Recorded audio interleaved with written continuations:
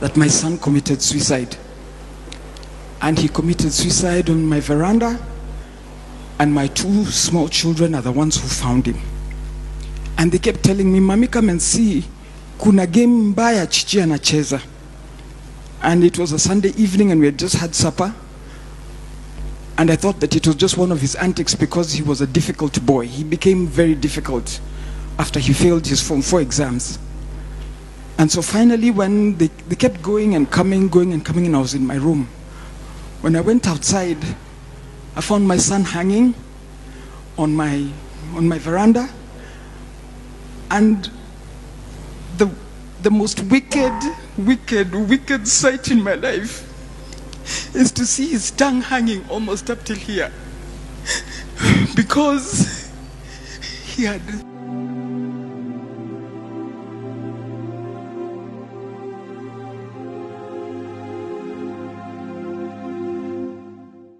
I screamed and I climbed up immediately and I collected him and I put him down and I rushed. I started calling his sisters to take him to hospital.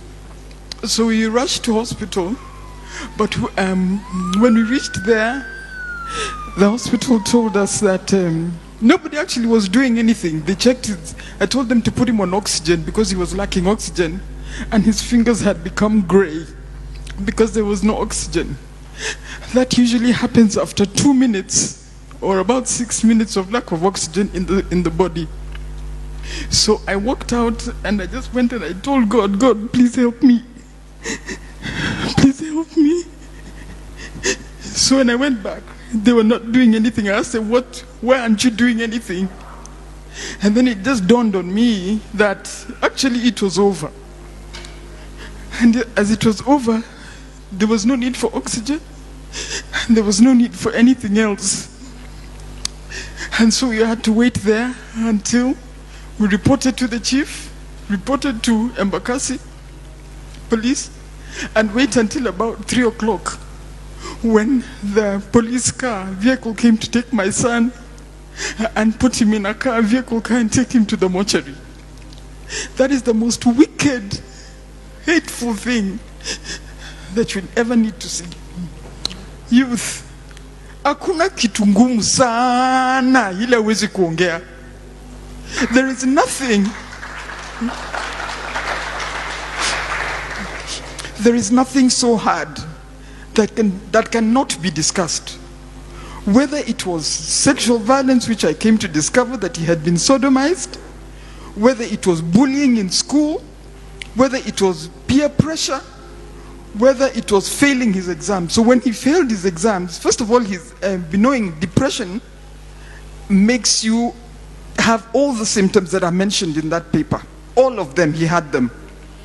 He would come to the sitting room, he's dressed in his underwear, he doesn't care, he doesn't come out of bed. So I used to insist he comes and eats with us.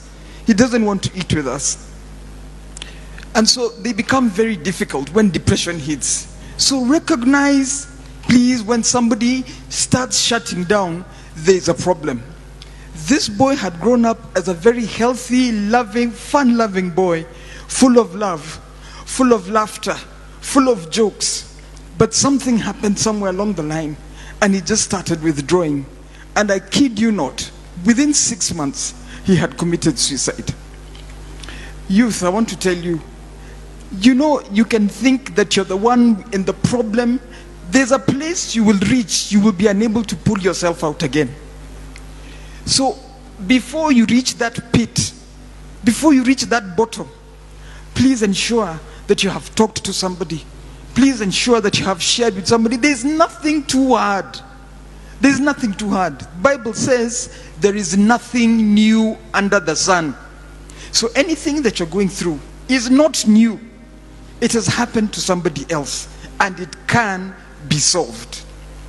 We buried my son, but now the after effects are the worst, because now I kept blaming myself. What didn't I do? What did I do? I tried to be as supportive as I wanted. He refused school. One day he just said, "Mami sirudi hiyo shule." And that was it. I had to look for another school for him to go to. And when he went to another school again, then he refused to attend lessons. And then he attends exams, and then he's shocked that he fails his exams. And so when we showed him his results and he came home with the results, he couldn't believe it, and that's when he started going downhill. So the sisters, his sisters, my children, all tried to encourage him to do other things. You can't sit. Do you want to go to driving school? Do you want to go to college? Do you want to draw? Because he was a very good artist. Do you want to draw? What do you want to do? We'll do it for you. He says, bado siko tayari, bado sijajua, I'll let you know. Then that day, he hung himself. But what it has happened, the after effects, is that thereafter, I'm the one who hit depression. I couldn't believe, I couldn't think, I couldn't eat. I couldn't think, how do you bury a 20-year-old son? A boy with mandevu? Somebody, how do you bury your son? Just how do you bury your son? In August this year, we went to fix his grave.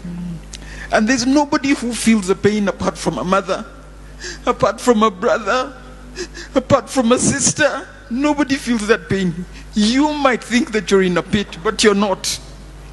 There is always help. I want to thank the government for making mental health a priority, because we would have lost so many. When we were going to collect my son that day, we were so many parents. We left at 5 in the morning because we were going to Siaya. And I tell you, 6 parents were there because of suicide. 6 parents. And those that were in there that were waiting to be collected the following day, some were being brought in. We cannot lose youth for something that has got a solution. We cannot lose you who have got the energy to build our country for something that has got solutions. I beg you to engage with the processes that are available for us, for the options that are open for us, and please, so that you don't hurt your parents also. Because even when you go, the pain remains with us. The pain remains with the sisters, the pain remains with the brother, and the stigma that is associated with suicide. I personally don't care. I personally don't care what anybody thinks about me. And that is why I said that just to honor my son's memory, I will speak about mental health. Thank you very much.